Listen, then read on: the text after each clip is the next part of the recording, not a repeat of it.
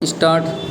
भाइयों और बहनों, आज मुझे बड़ी प्रसन्नता है कि हमारे बड़े कृषि वैज्ञानिक और कृषि विशेषज्ञ अपने अनुसंधानों के सार राष्ट्रभाषा हिंदी में प्रस्तुत करने के लिए पूरे देश से यहाँ एकत्र हुए हैं।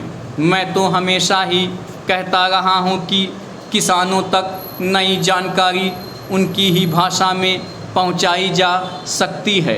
आपने अच्छा किया कि श्री गणेश राष्ट्रभाषा हिंदी से किया। मैं तो चाहूँगा कि सभी भारतीय भाषाओं में राष्ट्रीय कृषि सम्मेलन आयोजित किए जाएं, ताकि सभी क्षेत्रों के किसानों को पता चले कि उनके लिए इस देश के कृषि वैज्ञानिक कितनी मेहनत से नई नई किस्में और तकनीकें निकाल रहे हैं। अब से 3 दिन बाद हम नए वर्ष में प्रवेश करेंगे। मुझे बताया गया है कि सन 1995 के वर्ष को यूनेस्को ने सहनशीलता का वर्ष घोषित किया हुआ था। शायद भारत में इसके बारे में ज़्यादा चहल पहल या चर्चा नहीं हुई, क्योंकि भारत देश और भारतीय लोग तो हैं ही सहनशील। इसमें भी सबसे ज़्यादा सहनशील हैं किसान।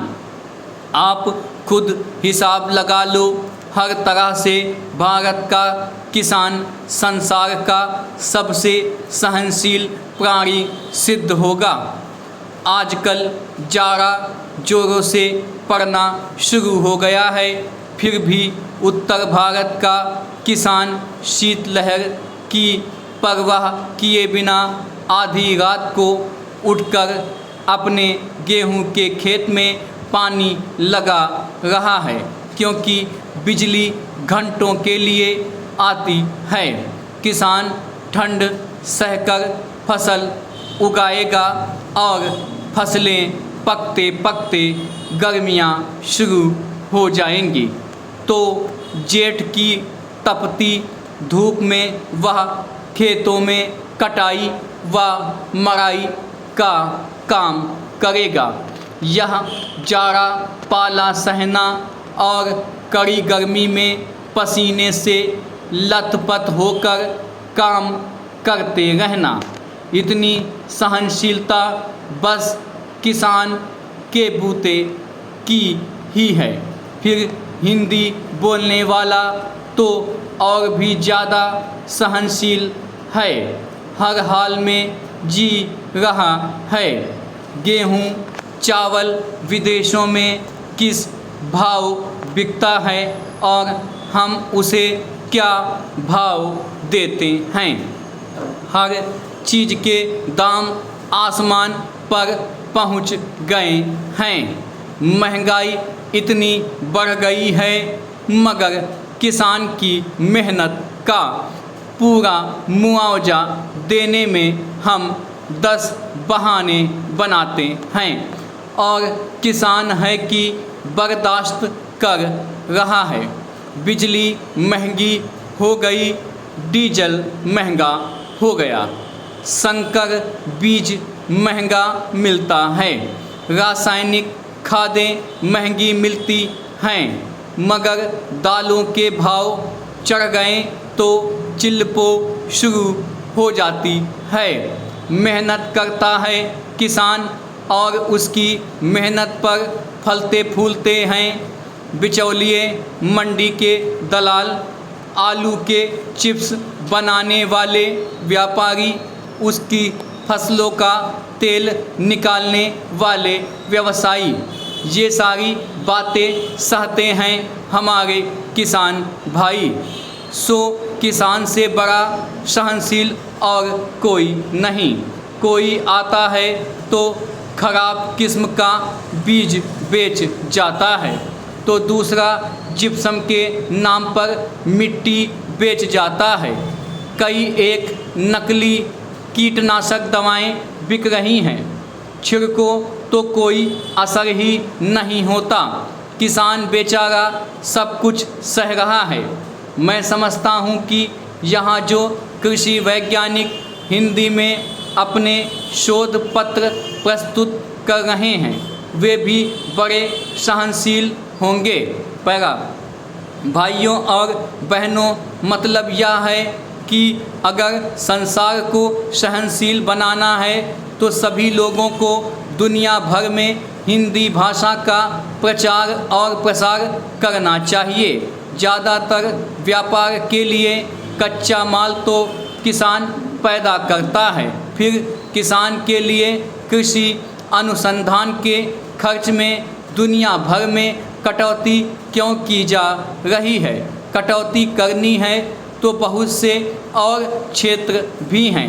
अमीर देश सन 1990 में खेतीबाड़ी को आगे बढ़ाने के लिए जो सहायता दे रहे थे वह भी 12 अरब डॉलर और 10 साल बाद 2000 में 2 अरब डॉलर की कटौती कर दी और यह 10 अरब डॉलर हो गई।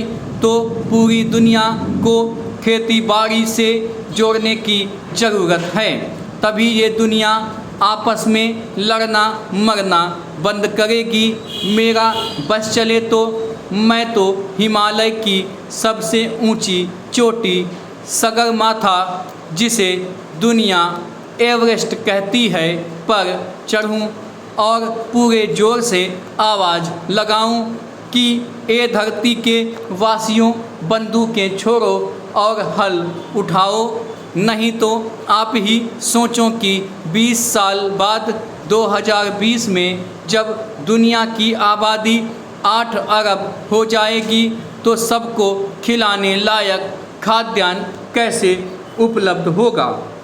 उस समय चीन को भी बाहर से गेहूं मंगाना पड़ेगा।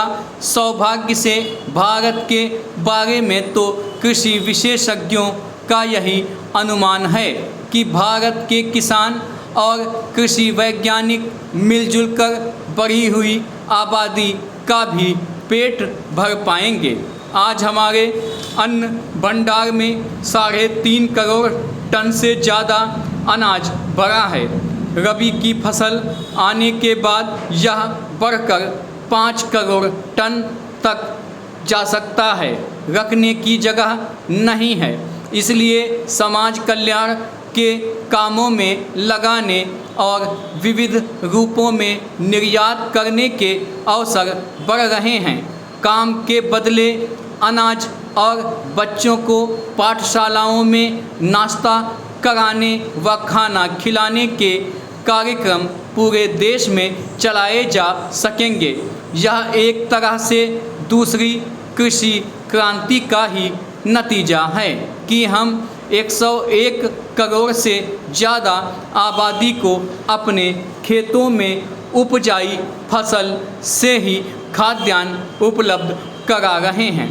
खाने वाले तेल की कुछ वर्ष पहले कमी हुई थी, हमने पुरजोर कोशिश की।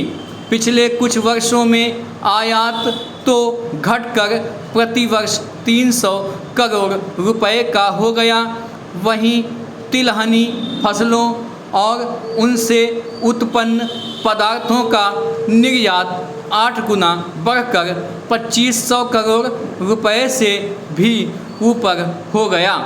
यह सब फल है किसानों, वैज्ञानिकों एवं प्रसार कार्यकर्ताओं के अथक प्रयास का। इस प्रगति में आज कृषि वैज्ञानिकों का योगदान किसी से छुपा नहीं है, इसे सारी दुनिया मानती है। जहाँ भी भूख है वहाँ लोग भारत की मिसाल देते हैं कि देखो इस महान देश ने भूख की चुनौती का किस तरह डटकर सामना किया। आज जब निर्यात के अवसर खुले हैं, विश्व का परिवेश बदल रहा है।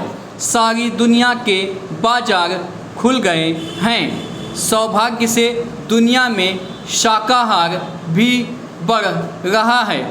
इस समय हमारे विविध व्यंजनों को विश्व बाजार में प्रचलित करने के बड़े मौके हैं।